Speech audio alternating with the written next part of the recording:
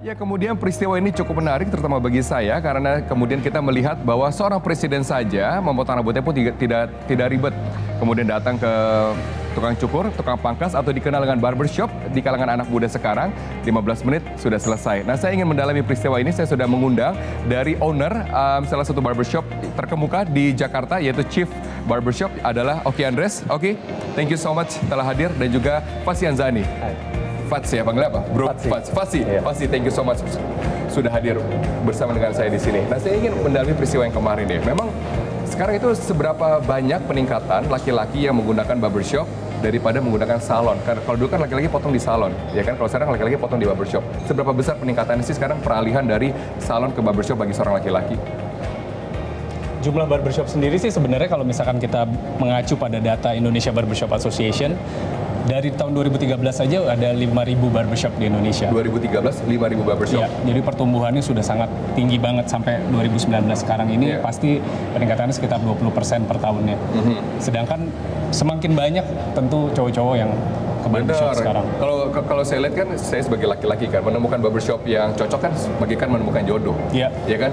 Kalau kita udah cocok nih sama barbershop, kita kan nggak kemana-mana. Datang ke tempat yang pasti sama datang terus kan. Nah, kalau kita lihat di sini ada Mas Ilham ya di sini. Mas Ilham adalah pemangkas rambut dari Garut. Betul kan? Nah, ini menarik nih. Ya. Salah satu barber dari Chief yang udah join dari tahun 2013. Dari tahun 2013 dan berasal dari Garut. Karena di Garut ada persaudaraan pangkas rambut Garut. Seberapa besar sebenarnya tukang pangkas rambut yang berasal dari Garut? Saya pikir hampir semuanya dari Garut ya.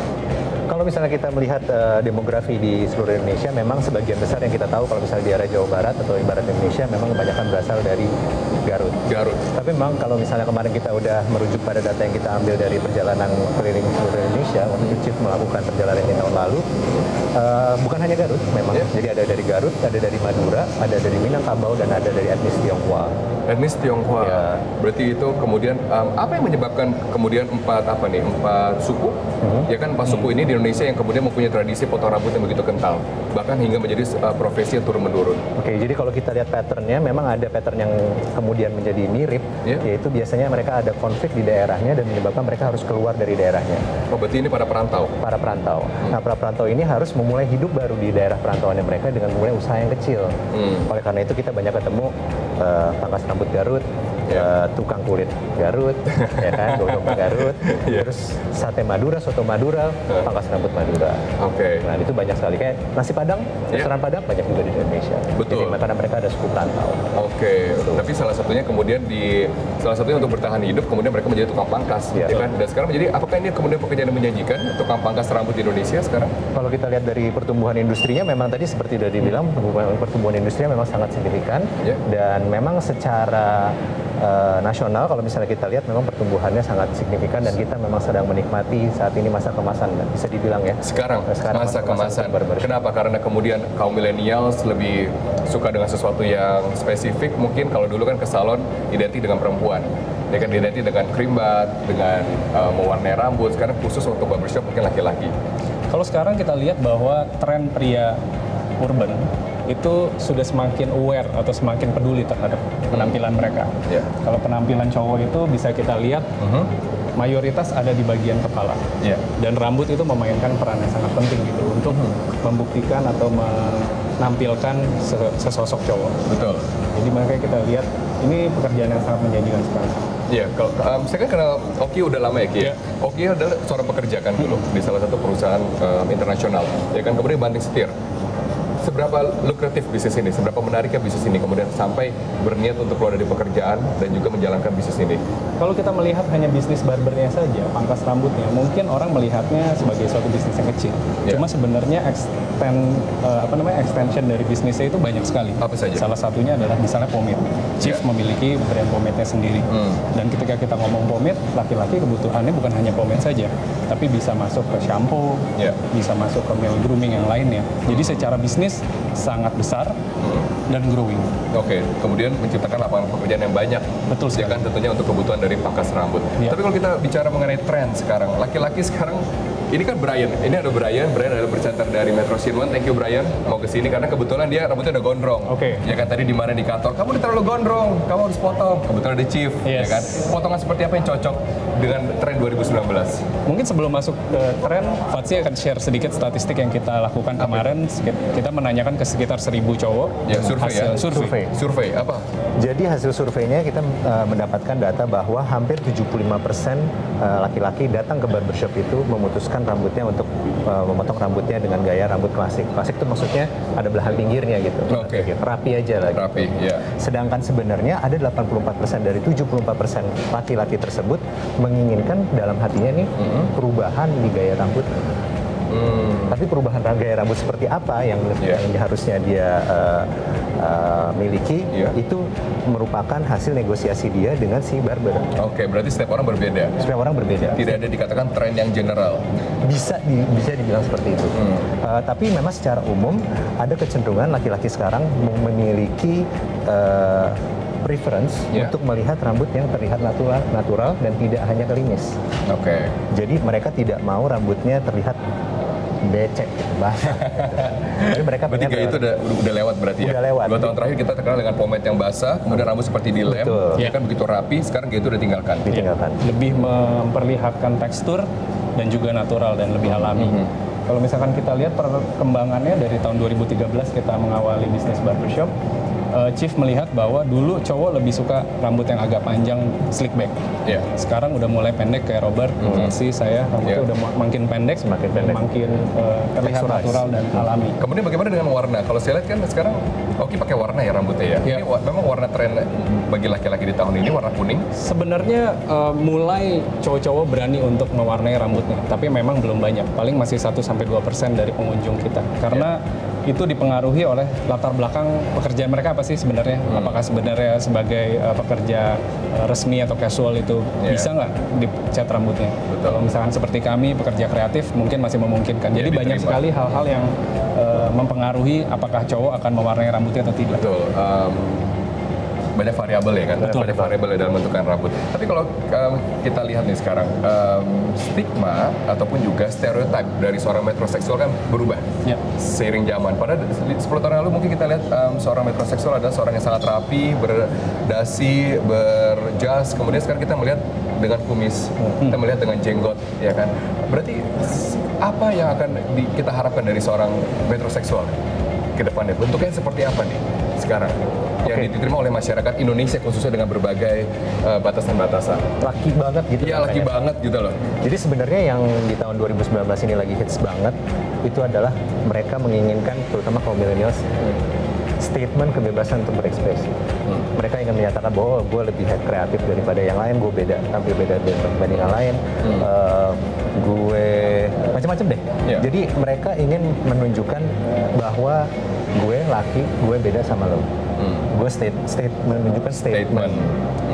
Kalau zaman dulu mungkin orang duduk ke barber bilang rapihin biasa. aja, kayak biasa. Sekarang mereka udah mulai berani, gue mau kayak gini.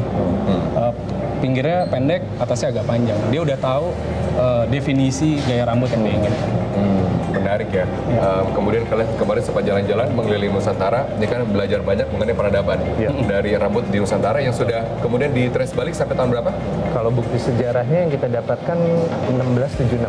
1676. Jadi itu adalah pekerjaan pertama dikenal sebagai tukang pangkas rambut di Indonesia. Itu adalah trigger kenapa orang Madura keluar dari daerahnya untuk memulai kegiatan. Menarik nih, karena saya juga dapat belajar sejarah setelah ini kan. Tetaplah bersama kami akan segera kembali sesaat lagi.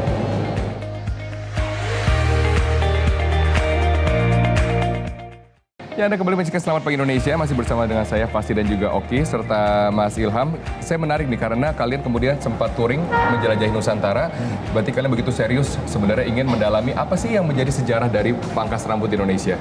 Pertanyaan saya pertama adalah, kenapa sampai begitu seriusnya? Kan ini hal-hal yang kemudian kan sudah turun-menurun dari orang tua, ya pangkas rambut saja kan, seperti itu. Ya, kalau misalnya kita melihat perkembangan industri barbershop yang begitu maju, kita tidak bisa bilang bahwa kita sedemikian maju kalau kita misalnya melangkah nih, kita tidak tahu dari mana kita berasal.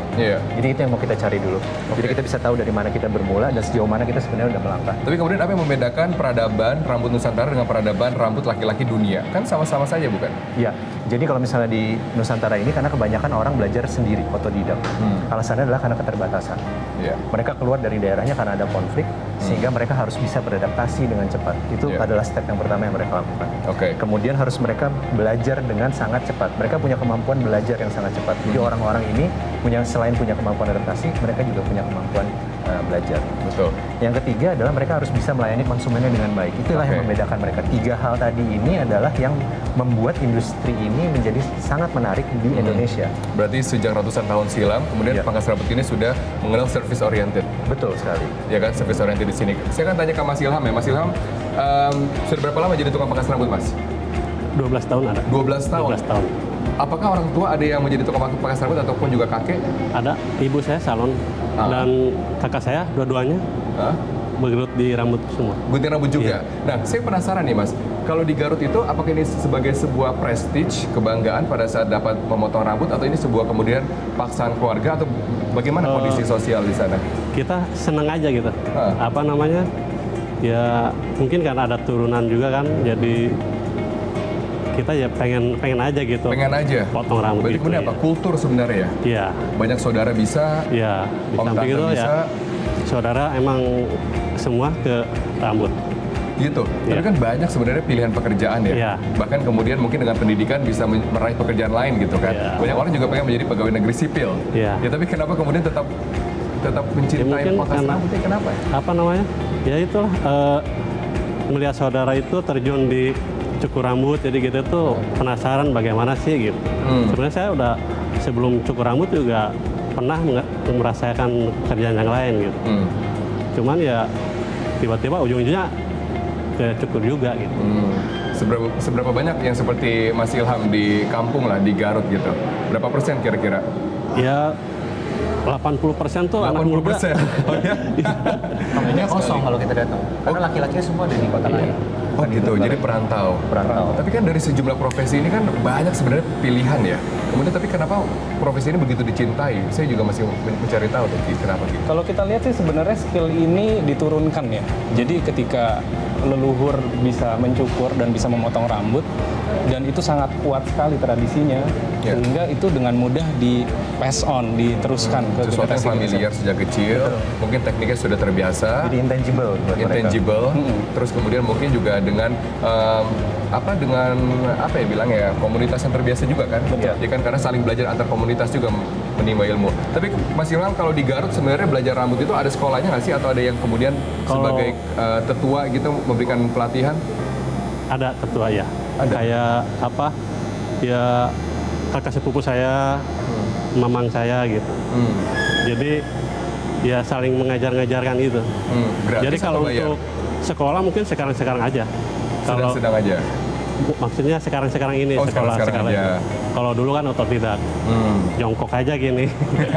Rambut siapa yang digunting kalau gitu? Iya, Latihannya kayak dengan anak rambut kecil siapa? kita panggil bapak-bapak, udah potong aja sampai sampai bisa gitu. Benar-benar otodidak Iya. ya. Dan Garutnya itu spesifik hanya satu daerah ya, Banyuresmi ya. Banyuresmi Bagendit ya.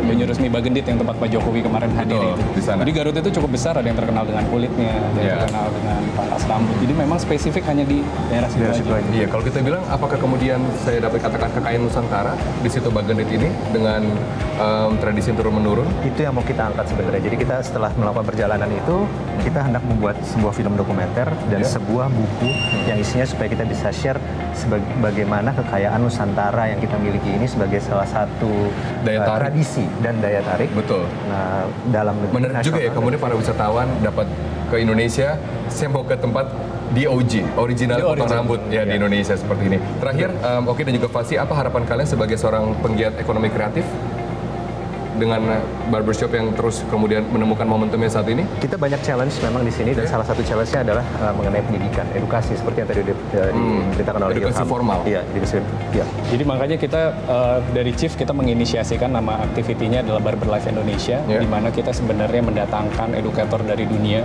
untuk sharing ke semua praktisi barber di Indonesia. Berbagi knowledge. Dan yang kita datangkan kali ini adalah spesial besok di tanggal 23 George Lamonaka dari UK sebenarnya ada 3 hal yang kita inginkan adalah meningkatkan keterampilan para barber melalui 3 hal. Yang pertama adalah teknis, yang kedua adalah soft skill, gimana dia memanage nama dia, brand dia, bukan hanya barbershopnya, tapi Ilham sebagai seorang barber.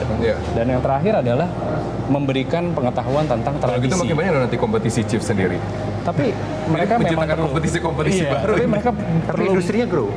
Oke, betul. Jangan, Penting. jadi pie-nya akan membesar. Oke, terakhir saja Kang Ilham singkat saja ya. Sekarang Pak Jokowi kan datang ke Garut, kemudian kan akan memberikan insentif lah ya, perumahan bagi para tukang pangkas. Apakah cukup apa yang Anda butuhkan sekarang sebagai seorang tukang pangkas? Mungkin buat saya sih cukup. Tapi ya Pendidikan? pendidikan juga tuh perlu. Jadi ya untuk sekolah barber juga perlu juga. Oke, sekolah barber. Iya benar sekali, sekolah barber. Oke, Yang menarik kalau Apa? boleh satu lagi, Iya. yang paling penting adalah sertifikasi. Jadi sebenarnya sertifikasi para barber ini udah dinaungi di bawah BNSP, Iya. Badan Nasional Sertifikasi Profesi. Profesi. Dan itu menurut kami sebaiknya diambil oleh semua barber yang ada di Indonesia. Oke, betul juga. Benar-benar tersertifikasi jadi semuanya. Betul. Dan sertifikasi itu bisa digunakan di region, di Southeast Asia. Iya. Singapura, Malaysia, Oke, berarti meningkatkan Brunei. kompetensi sumber daya manusianya. Pasti. Ya kan? Tapi sudah ada kan? Sudah ada, di BNSP sudah ada, tinggal datang ke sana. Para barber di Indonesia mendaftarkan diri, mengikuti sertifikasinya, Betul. mereka bisa mendapatkan sertifikat. Betul, ini meningkatkan competitive advantage antara tukang pangkas. Terima kasih, Fasih. Terima kasih. Oke, terima kasih Mas Ilham. Thank you Brian. Sekarang kegantengan kamu 10 kali lebih ganteng saya lihat dari sini ya. Mantap. Jangan lupa nanti bayarnya ke ini.